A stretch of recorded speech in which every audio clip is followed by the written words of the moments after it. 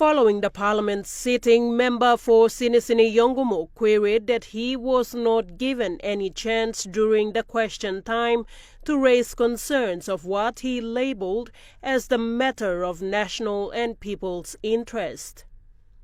Mr. Kua raised concerns on police lack of attempt to arrest the Prime Minister, who was then the Finance Minister when he directed the former Finance Secretary to make payment to the Paraka law firm, and explains further.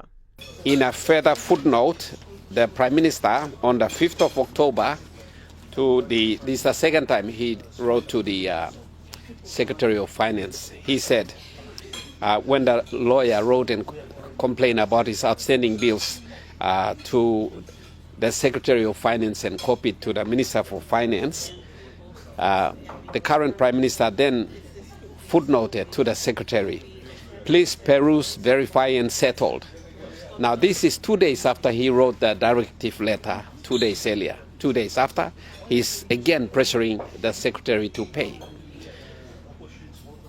The man who received the money is now found to have been proven beyond doubt about illegally receiving that payment. He's now in jail. The Deputy Secretary who facilitated the payment has been arrested, charged for facilitating an illegal payment. He's now in the National Court.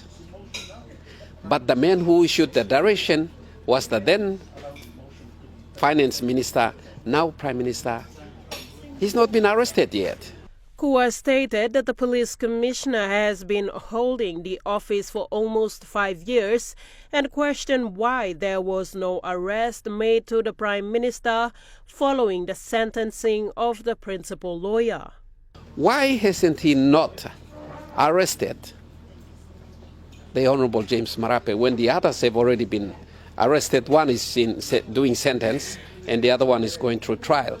Why isn't it that he has not arrested the Prime Minister since 2017 or since 2019 when this commissioner became commissioner 4 years since? What has he done? Nothing. So I'm questioning him now.